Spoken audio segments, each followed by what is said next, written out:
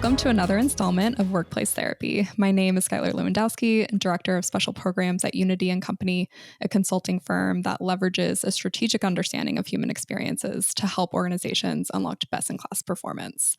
I'm joined today by my co-host Scott Arrieta, founder and CEO of Unity & Company. Today, we are starting a new series called Weaponized Words, where we discuss the common words that have come to become toxic practices in corporate America today. So today, we're going to start with one that I think we can all relate to, which is productivity. How are you feeling about that word? I mean, I think that you hit the nail on the head. It's a word that's been weaponized. Like productivity is a word that is not inherently bad in and of itself, but I think the way that it is wielded in the corporate context can be toxic if we're not careful about it. So I think you've picked a really great subject for us to dig into today. Amazing. And I do want to start by saying that productivity is a good thing in itself. Sure. But the tricky part is that I think likely my definition of productivity and my manager's definition and my company's definition of productivity are all very different. Plus, I think personal productivity and business productivity just don't line up all the time. So I wanted to go over some definitions first before we get into it. So the Bureau of Labor Statistics defines productivity as a measure of economic performance that compares the amount of goods and services produced, basically an output, with the amount of inputs used to produce those goods and services. So it's basically efficiency of output. Do you agree with that definition? Yeah, I think that sounds pretty right. Cool. I think over time we've kind of gone into a little bit of a Zen definition, which goes more into like the amount of impact that you create per hour, which I think personally that would be my definition of productivity. It's not necessarily like economic output, but more like what's the impact that I want to achieve in the amount of time that I have. Sure. But I think that corporate America right now, it seems like productivity means being busy constantly and working extremely long hours with never taking a break. Yeah. I think that is how it is probably most commonly used, within the corporate setting. I'm not going to say that all organizations subscribe to that definition. I think there are organizations that have come to appreciate and embrace a more holistic view of what productivity is. But we'll get into this, Skylar, later in the episode. It takes work, and ultimately it's ironic because here's my main assertion that I'm going to be arguing for today, just to kind of show my cards up front, is that a lot of times this term productivity is used and it's weaponized against workers. Right. There's productivity goals and productivity expectations. If you do not meet them, then you're considered to be lazy or disengaged. Right. And there certainly are people who are not putting forth enough effort in the course of their day-to-day jobs. But I don't think that all of these accusations that are levied by corporate executives against their workers are necessarily appropriate in all cases. In fact, I'd flip the narrative and I'd say a lot of times what executive leadership teams diagnose as a lack of productivity and engagement at the worker level is actually due to laziness at the leadership level on setting appropriate and realistic productivity goals. But again, I could talk about this for like half an hour, and we probably will. So I'll pause there and we'll get to the rest of my thoughts a little bit later on. Yeah, that's a little spoiler for later in the episode. But I mean, has there been an example in your past where you felt that like leadership is pushing some alternative definition of productivity on top of you that you didn't agree with or your team didn't agree with? Yeah. Well, first of all, I love the grounding that you did. by quoting the Bureau of Labor Statistics, there is an efficiency component to productivity. It's the amount of output that you receive relative to the amount of input that you put in.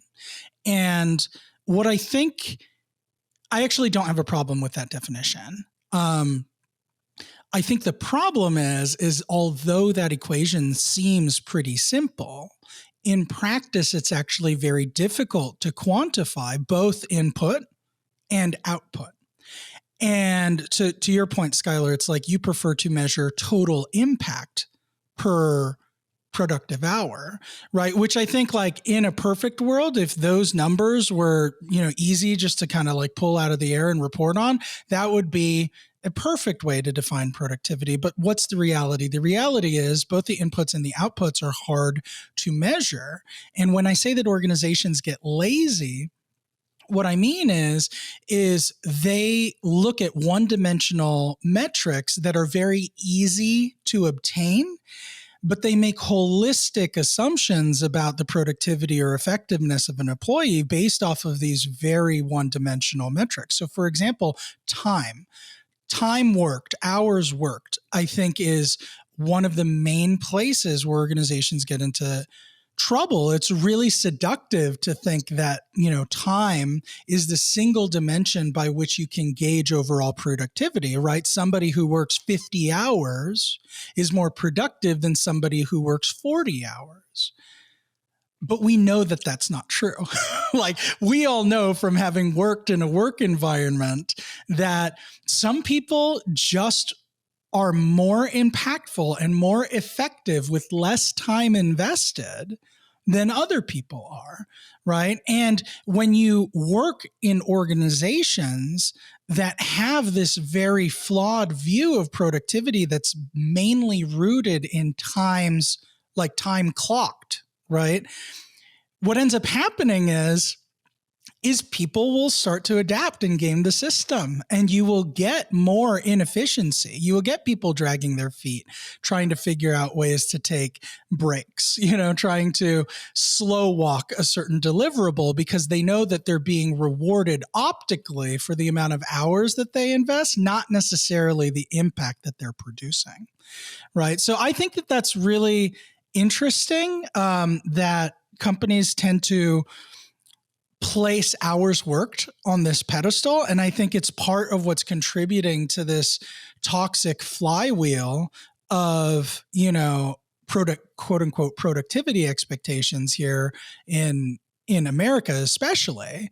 And I think it's to the detriment of people in general. So I have a couple of examples, right, of how productivity is kind of defined, right, to kind of illustrate my point. So let's take sales. All right.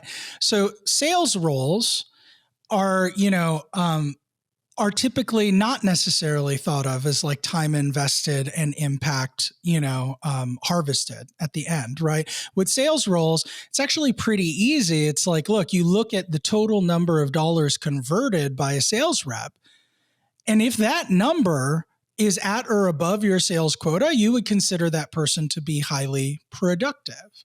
But there's something under the hood of that calculation, which is like, how efficiently is that person getting those sales dollars, right? And since you don't typically pay salespeople by the hour, it's like, fine, you don't care about time invested as long as you hit your sales goals. So if you have to work 100 hours a week to get that sales figure, that's fine. But really, like, your most productive salesperson is the person who can get the highest amount of sales dollars with the least amount of time invested. So how do you do that? You can increase your conversion rate. You can just be a really great salesperson, right? And nearly everybody you talk to ends up bringing business to the company. And so your conversion rate is through the roof. And so you have to close fewer deals to hit the same amount of dollars, of dollars sold into the company. That's a way more productive and effective salesperson than somebody who has to get through thousands of smaller contracts to hit the same dollar value. This is like the Wolf of Wall Street example. I see the movie with Leonardo DiCaprio where he just like goes in and he spends 2 minutes on the phone and he makes more money than the whole guys did in the like 3 years that they were working there. And is like, that's extremely productive. And he didn't work more than 5 minutes.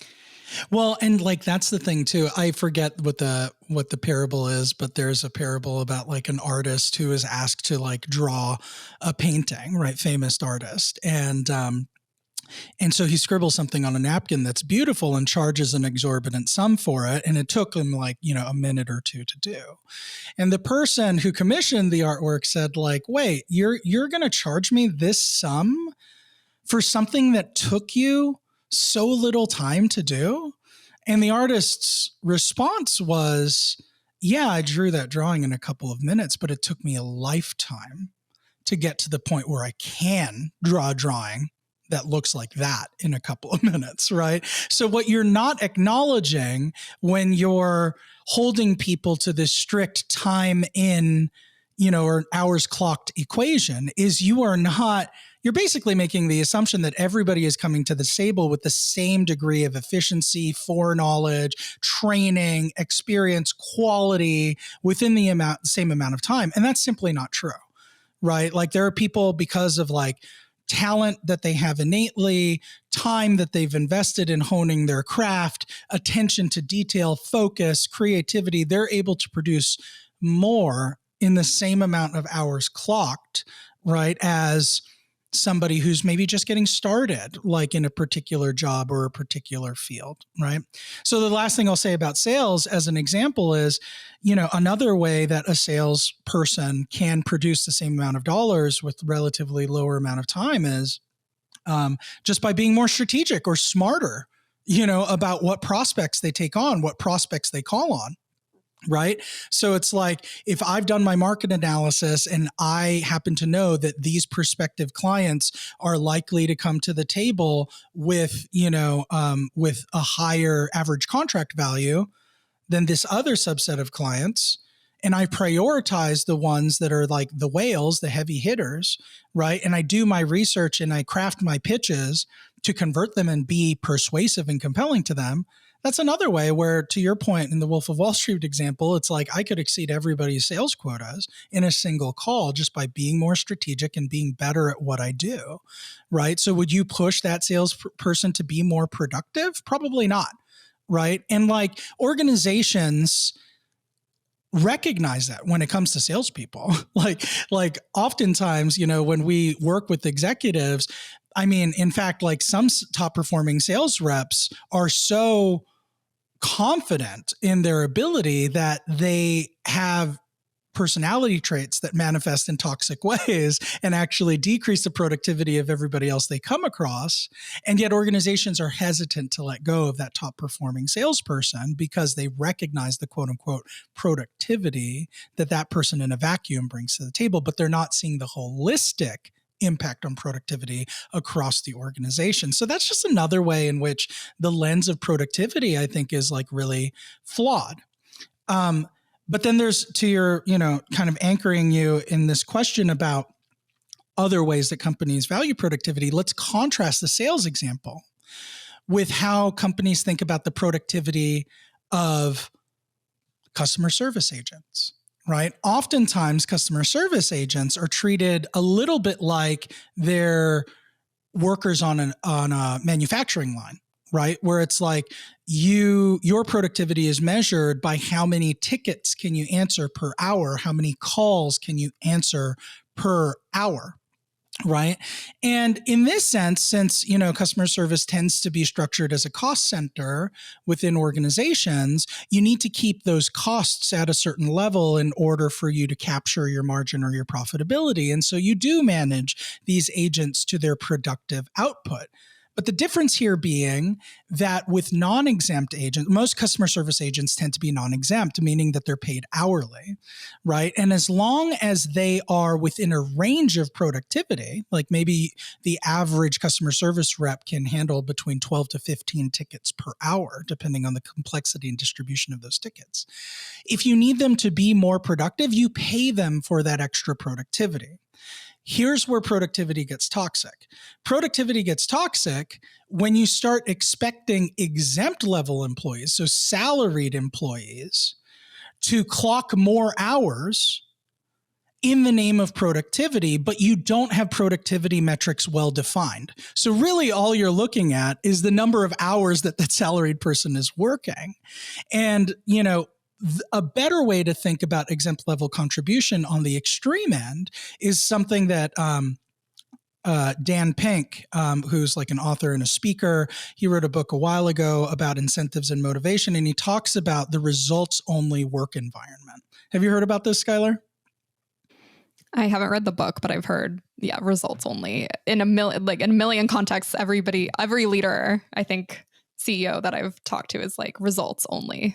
That's all I care about. Oh, well, yeah. And like, here's the thing is like very few organizations actually put in the work to transform their environment into a results only work environment because it's hard. But like, it's kind of an extreme example of the opposite of this time-based productivity calculation. So what Dan Pink says is like in a results only work environment, or ROW is what he calls it for short, the exempt level employees, their objectives for like a given month or a given quarter are all kind of laid out, right? And the measurements for those objectives are all kind of laid out. And you are given a radical amount of autonomy to accomplish those objectives within the time that you're given. So like, let's take an extreme example of like your quarterly objectives are all laid out. Great. So you, as an adult human being that is fully exempt and salaried, you get to make all the decisions about how you make those quarterly goals come to life or not. If you want to come to the office, great, come to the office. If there's somebody that you have to meet with face to face, schedule that meeting. If there's a meeting you get invited to and it's not germane to your objectives or helping somebody else accomplish theirs, don't go, right? Like you make the decisions of how, like the inputs you are going to invest for the outputs that you have committed to generate, right? And that I think it might be extreme. It might not be appropriate for all operating contexts, but that philosophy is really how we should think about productivity for exempt level employees. But the trick is, and the reason that most organizations get it wrong is they don't invest in the results only part. They say they want the results, but they don't define what the results are to a sufficient level of granularity and specificity. And they don't empower people with the autonomy to manage their days and their inputs to generate those level of results on the back end, right? So it's like workers are getting caught in between an equation where they can influence very little about either side of the spectrum, right? They don't have the autonomy to control the inputs, and the results that are expected from their leaders are not specific enough. They're kind of arbitrary. And so what's left is when performance review season comes along, the things are said like, oh, but Skylar like works 60 hours a week. And it's like, that's great if those 60 hours are highly productive hours, right? But it could also be an indicator of just a lack of efficiency, right? Maybe you're taking 60 hours to do what somebody should be able to do in 40. And do you really want to hold that behavior on a pedestal? Have you seen this as a manager on your team with individuals that you've... 100%. Yeah. I mean, like we make this mistake all the time. Like I've been in calibration sessions where I have people who work for me that I am going to bat for, right? And they are literally the glue and the fabric that makes other people's contributions successful, right? But we're not measuring total impact, right? And so when you look at, I'm thinking of one woman in particular who was my oracle, right? Like she not only did excellent work herself, but she enabled everybody around her to be excellent, right? She had historical operating context. She just had a strategic mindset. She had a desire to help people. She made people feel comfortable and safe and supported, even if they weren't her direct responsibility, right? And so if I were grading her on her report card for her deliverables only, I'd give her an A. But then there's this like huge extra credit piece of like what she is doing, where she's literally making everybody else way more effective at what they do. And like, that is 2, 3, 4, 5 more FTE worth of productivity that is given back to the organization that can be attributed to her in her capacity as just being excellent. And yet, when I would go to the calibration table to argue for her promotion, it took me like 3 times, and we did calibrations every 6 months. So this is a year and a half. I'm trying to get her promoted to this more senior level, right? And for me, the business case was strong from day 0, but it took me 3 times at bat to get her promoted. And meanwhile, there are other people who got promoted whose desk happened to be next to the CEO, and they were doing stuff that wasn't nearly as high impact that this woman was. But, the other thing was this person was younger, like didn't have like a family, like didn't have commitments. And so they would pull long hours in the office, which is not necessarily something that everybody in the workplace can do. And because of the hours invested, the proximity and line of sight to the executive team, this person had a much easier time sailing through the promotion process, didn't have to justify their impact to the level of detail that I had to justify the impact for my person, because this person was off the radar, right? And so, I have seen this happen. It really bugs me when it happens. Well, let's get a little bit more into the relationship between productivity and performance, because I think productivity itself, like we said, it's efficiency. We can say that, I work 2 minutes and I am more efficient than anybody else. But as you're relating it to performance, we see a lot of factors go into that. So I recently read these 2 business articles that were contrasting each other. So let me kind of walk you through them. The first one said that in order to be a high performer, you must be working longer hours than the average worker. Saying simply, the more hours you work, the more hours you produce, and the better performer you'll be. It's like, simple math, right? Yeah. The second article, on the other hand, said that just adding hours of work will not necessarily make you more productive or efficient with that work. And actually adding in other activities like, work-life balance stuff like working out or going and picking up your kids can actually make you more productive during the hours that you're supposed to be working, and therefore a higher performer. So I think I can guess which one that you agree with. Which one do you agree with and why? Yeah, I mean, I'm more inclined to agree with the second article that you mentioned, although I'd mention a caveat, right? And I think this is what a lot of leaders are actually afraid of is there's no guarantee necessarily that having a more open and safe environment for people to manage their time is necessarily going to incentivize all people to contribute more productivity or quality to their jobs, right? I think it's highly contextual based off of where you are as a human being and what your priorities are, right? And I think that a lot of the time organizations really expect that when they hire workers, their organizational goals are going to be the North Star. That is going to be the most important thing in that employee's life, right? Because, the further you get up the organizational ladder, the less empathetic you tend to be, right? The more you start to take your values and your priorities and project them on other people and convince yourself that that's the way that it should be.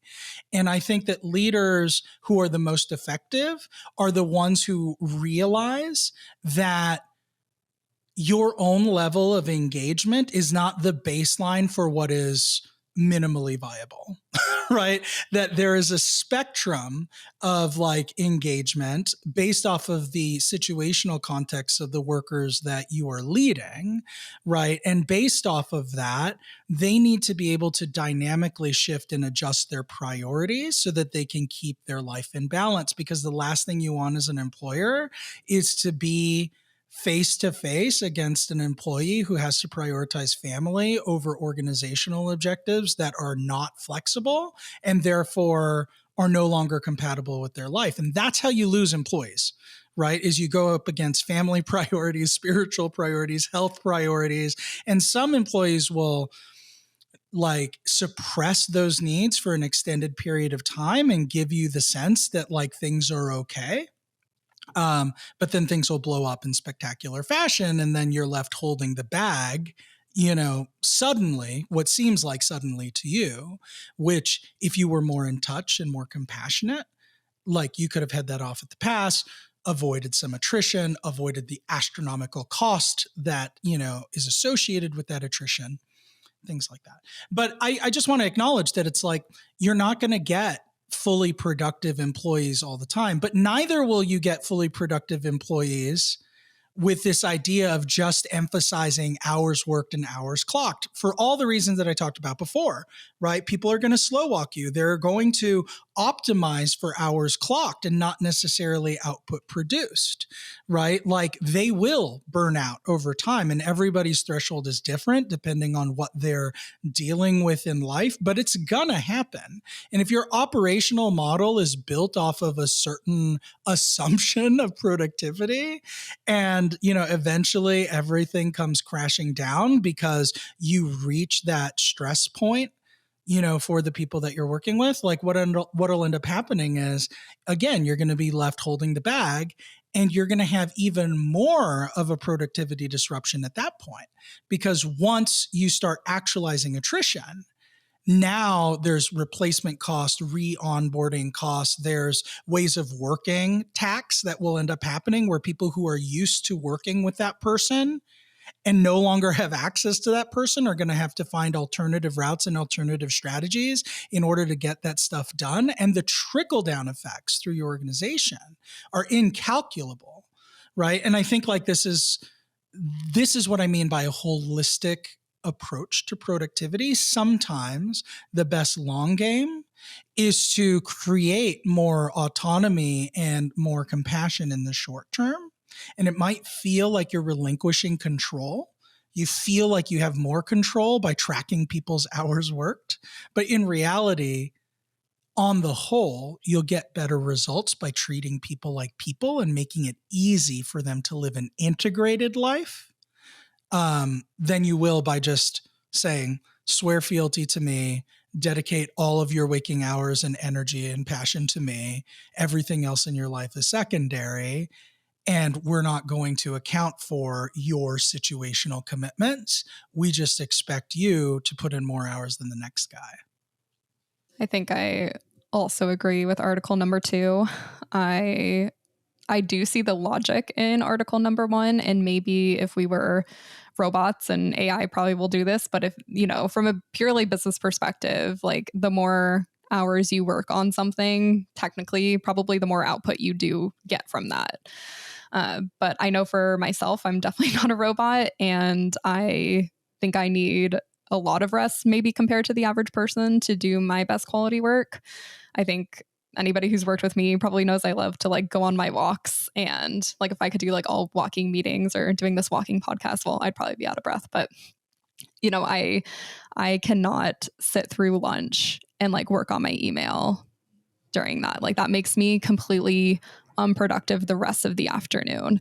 So I need to like get up during lunchtime or during some point in the workday and like get my body moving in order for me to actually be productive throughout the rest of the day. And I believe that, when I'm doing nothing or when I'm meditating or just sitting there bored, I'm actually being productive for my mental health and for my creative work. And there's no real physical output, but I know that a lot of people just can't sit still for 1 minute. but I don't think that you have to be constantly doing something in order to be productive. Totally. Well, and to your point, I don't know that it's just a feeling, right? Like there are countless studies that exist, about the benefits of meditation and why that increases focus and innovation and productivity. It's counterintuitive that you take time out to meditate, right? And it like increases productivity because you're removing time from the equation. But your brain needs a break. Your body needs a break. Like we are one integrated system. Our brain, our bodies, like the tasks we perform, the things we think about are one thing. We are one machine, right? And here's the thing, like, you mentioned, if you run a machine or you run AI for a certain amount of hours, it will produce more productivity, but even with machinery in particular, every machine has an upper limit in terms of operating time. Every machine has maintenance. Even AI algorithms need to be updated like over time, right? There's nothing. I'm thinking of my car. Like Okay. I am the worst at like upkeeping my car and like it's a machine. Like it should. I know some people who can like have cars that run for 200,000 miles. And then my car did not last that long because I didn't do the upkeep necessary on it because I just drove and drove and drove. I love that example. That's a perfect example, right? Because it's like, even if you're driving the most reliable, long-lasting car known to man, there's going to be performance or productivity consequences to not maintaining your vehicle, right? If you don't change your tires, you're going to see that in decreased fuel mileage, increased stopping distance. Same thing with brakes, right? Your brakes will naturally fade over time. You don't do your oil changes and clean out your filters and flush your fluids, right? Like you'll get decreased miles per gallon, and, increased stress fractures internally that may one day result in your entire system breaking down. But even if it doesn't, you cannot operate at the same level of productivity and efficiency without investing in maintenance. And like as human beings, right, we need that. And like for all of us, it's a little bit different, right? For some of us, getting physical like might help to reset things. Meditating might help to reset things. Listening to music, taking a break, looking out a window. Everybody's method is a little bit different, but we all need it in order to maintain peak performance. And I want to ask you, because you've managed a lot of people, and I think listeners might be saying, I agree with you, but I have no idea how to bring this up with my own manager, and they're not really, aligned with the definition of productivity that we're talking about. So do you have tips for how people can bring this up with their manager and kind of convince them that like working these long hours may not be right for their own productivity and the long run success of the company? Yeah. Yeah, that's it's a great question. It's a hard question, right? This is one of those things, Skylar, like we did an episode a while back on interview red flags, right? It's like, what are the things that you can pick up on through the interview process to avoid being placed in an organization whose culture is so dramatically misaligned with your own that that you just don't find it a sustainable place to be. Right. And this is one of those things is probably best addressed that early in the process, right? Because if you're preaching to the unconverted and, and you're coming from a position that is more junior than the person you're trying to convert, that's a really hard place to be. Right. And so my advice for that person is not to try to change the philosophical orientation of your manager. I think you can have a conversation about it and you can make your expectations and your point of view clear, right? Just to highlight to your manager that, hey, we are miscalibrated here. And there are a couple of ways that we move forward, right? It's like either you, through understanding my perspective, come a little bit closer to my perspective. I, through giving you an opportunity to tell me about your perspective, come a little bit closer to your perspective. Or we figure out a way to work, that kind of harmonizes our perspectives as best as we can so that we can both get what we want, right? But it may end up being a deal breaker eventually, for that person. I think the most tangible piece of advice that I could give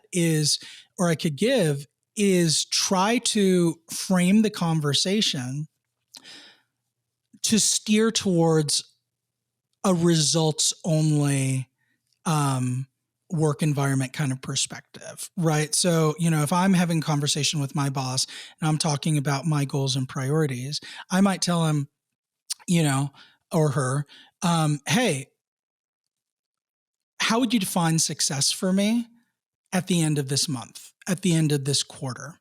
If I accomplish these things, can we both agree that that would be performing at or above expectation, right? And regardless of the environment that you work in, your boss will likely tell you yes or no. Like, they're just fundamentally not a good boss if they refuse to answer a question that is you trying to get more specific on what your success criteria are for the month or quarter ahead, right? That is literally in the job description for a leader, right? And so you don't necessarily have to address the philosophical underpinnings of what you define as productivity in order to get to a results only set of expectations of like, what does success look like, right? And then if your boss is like, where were you? I was pinging you on Slack for 2 hours and you were not available, like sitting, waiting in bated breath to answer my Slack in 30 seconds or less. Then you can kind of turn that conversation and just say like, hey, I was taking care of other things. Like, am I off track fundamentally for the things that are my success criteria? Does this negatively impact my ability to deliver that for you? And if the answer to that is no, then it's like you just keep anchoring around what are the results that you want to see. Does that I guess help? as a manager, yeah, it does. I'm thinking now as a manager, how do you check your own bias against these productivity claims? Because I can know, I'm sure like you talked about your examples as a manager, but I could envision where, some of my team members are working really long hours and I want to, recognize that they're putting in a lot of dedication, but there are people on my team that, are just doing like the same amount of work output, the results that the people who are putting in long hours do. So like, how do you check yourself as a manager to say productivity and performance versus just like these long hours? Yeah, it's a great question. And I thank you for asking it. So I think the first thing that I'd say is, and I want to make this really clear for people, what I'm not saying is that there is never a case for you as a leader to ask for extra hours from your people, right? There is such a thing as crunch time, right? And I do think in those situations, it's appropriate for a leader to ask for extra engagement, extra hours, extra effort, extra activity. But here's the big but. The big but is it cannot be the way that you operate all the time, right? It needs to be point in time, right? Because if you're getting addicted to it, the truth of the matter is you're understaffed and you're undercompensating. Full stop. If you have an operational model that depends on people working 50 to 60 hours a week on a regular run rate, you're undercompensating. You're not paying fairly for the expectations of the job. And you could probably do with a few extra headcount to make sure that you're not burning the people that you have out. But if there's like a big end of quarter push, if there's like a huge initiative that needs to get over the line, if there's a huge client that you need to close and people need to pull 12-hour days for like a week in order to get that done, you need to be the kind of leader that can inspire their people to pitch in at that level for short bursts. And then as a best practice, reward them afterwards, right? Give them some extra time off to like rest and recuperate, like once the big push is across the finish line, you know? So I love think this example. Yeah. I said I love this example because honestly, like as an individual contributor, I remember actually loving those like weeks where everybody was like, this is crunch time. Like we're all going to work together. And like, I felt so motivated by it, like putting in my hours, like thinking that like I was contributing to this bigger goal with everybody else. Yeah. But I've also been in the situation where that has been the expectation. Oh, I don't know, maybe 10 months out of the year. And it's like, well, that's not a crunch time. That's like you said, that's understaffing. Right. So I think it's good that you can motivate employees, and employees do want to work those long hours during certain periods of time to feel like they're, I don't know, having this success in the organization, but it's not a year-long job that this is happening. 100%. Yeah, absolutely. Well, and this is where like, here's one of my pet peeves, right? It's like, I think a lot of times organizations intentionally or unintentionally place a lot of the onus and the guilt and the shame like on the individual worker versus kind of looking introspectively at themselves because they feel like they have no choice. Right.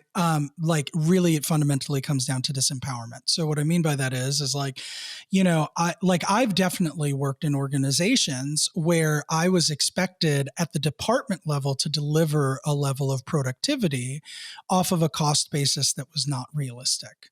Right. And the way to do that is to expect everybody to pitch in a whole lot more. Right. And that's like really, really hard to do. But I think as a leader, like you might not necessarily be able to get the extra headcount that you need, but you can lead with empathy for the situation, right? So like you can say like, hey guys, look, the way that our forecasting model has worked is like for the next quarter, things are going to be really rough. We didn't get the budget for the incremental headcount that we needed.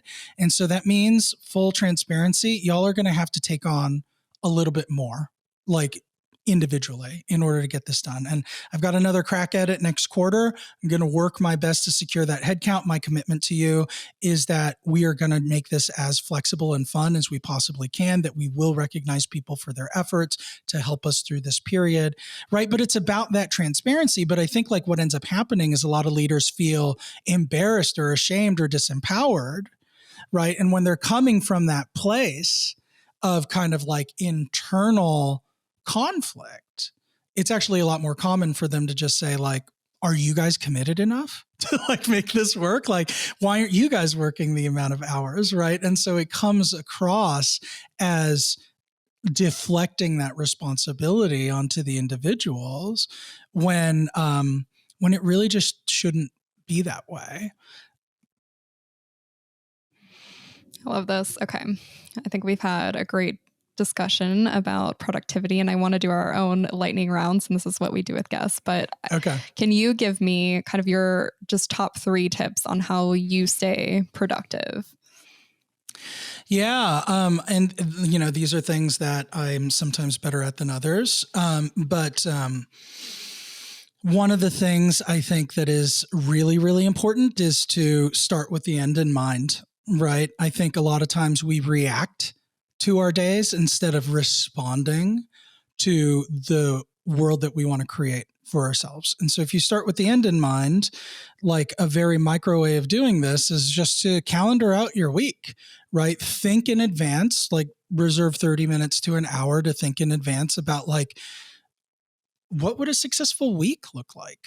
You know, like at the end of the 7-day period, what needs to have been done for me to pat myself on the back and say, this was solid. And you can develop this in tandem with your manager too. Use your one-on-ones to define what success for the next 7-day period looks like, right? And then back into that by calendaring out the time you need on your calendar in order to achieve that success, right? And so that'll help you to be really efficient and strategic about your time. It also helps as a diagnostic tool because like what happens with me is I will reserve 2 or 3 hours to work on a specific deliverable, and I'll mess around and be unfocused or like get distracted or, something during that period. And then it ends up taking me longer than that 3-hour block. So if I lose containment, then I know that that's me being inefficient, and that I need to refine my process moving forward. So that's the first thing, starting with the end in mind.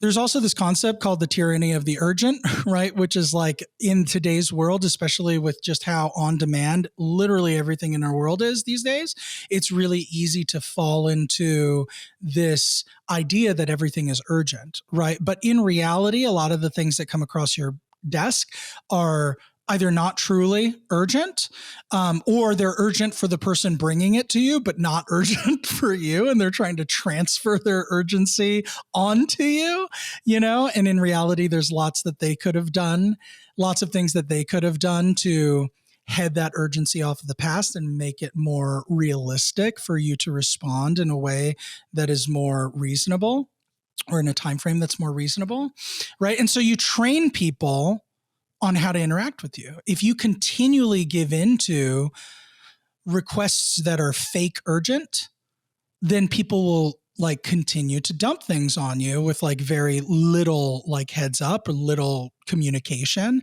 little consideration, because they know that that's not a prerequisite to getting you to do something, right? And so training people, on what kinds of things to bring to you and like in what format and with how much lead time, and like being really clear and ruthless about prioritizing what is truly important and what is urgent, and how do I, essentially prioritize within that construct.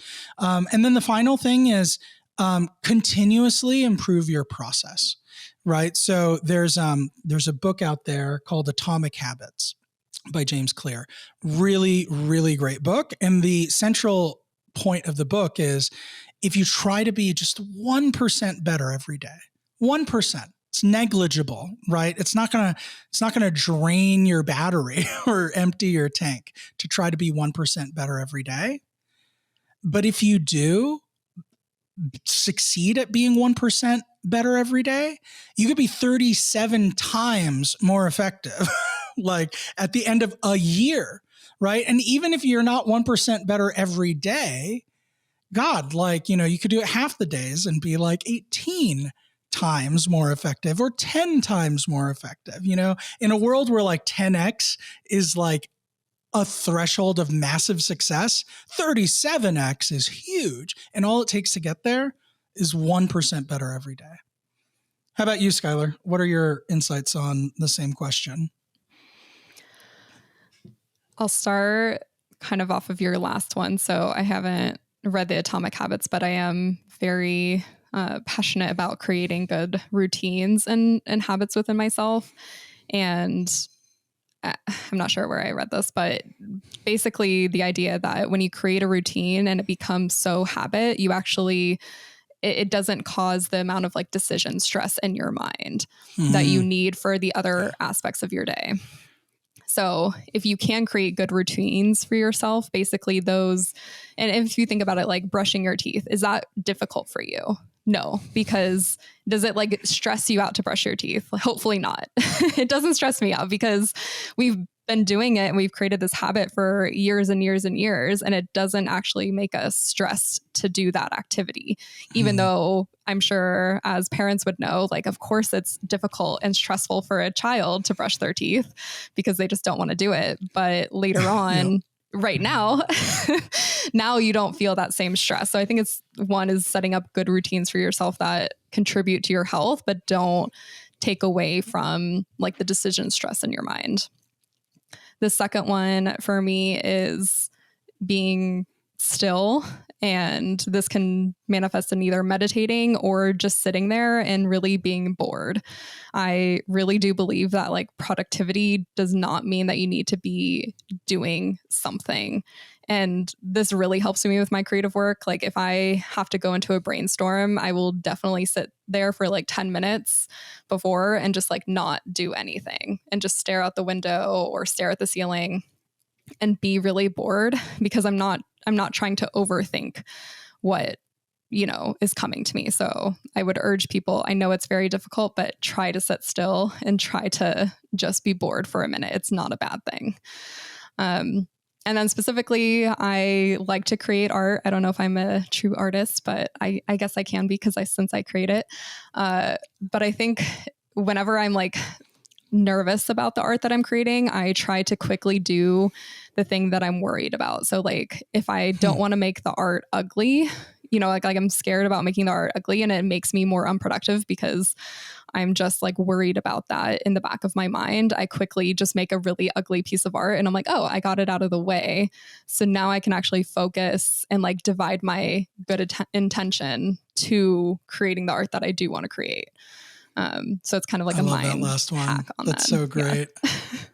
That's so I'm not sure great. how to apply it to business yet, but it works for me in art. So, I do think there's, so Brene Brown has this thing, and I think she may have appropriated it from somebody else, but she always refers to this concept of the shitty first draft, right? It's just like, get your shitty first draft out there. Right. And I think like that's such a liberating framework for a lot of things we do at work. I mean, if you're preparing for a big presentation, right? Like sometimes you get so engrossed in like visualizing the objections you're going to get and the pushback that you're going to get and all that stuff. And you set out to do that task with like an unrealistic threshold of perfection. And it's like, just get the shitty first draft out of the way. Like just like rock and roll through the slides, write one sentence per slide of like what it is that you want to communicate. And you're going to fumble stuff and you're not going to have the visuals figured out, and you can doodle on shit and just like, make it ugly, but nobody has to see it, and like once it's out there for you to react to, then you can build and refine and like do those things. But like what a lot of people do and what I did early in my career is I would not move forward until like the thought that I was trying to crystallize was as good as it could be. Right. And that was a highly inefficient way of doing things because you would end up stuck for hours and hours versus just learning when to put it down and then move to the next thing. Love it. Yeah. All right. Cool. Well, that does it for this session of Workplace Therapy. So thank you guys for joining us and helping us to work through all of the definitions of productivity. We'd love to hear from you if this topic resonates or if you have examples from your own workplace experience where productivity or discussions around productivity were either handled really well and you think it's something that other businesses and organizations should emulate, or if there have been times where you have felt that expectations around productivity and how it was communicated were actually not handled really well. And what do you feel the unforeseen impacts of that were elsewhere in the organization? So if you're interested in sending us your thoughts, you can reach us at info@workplacetherapy.net.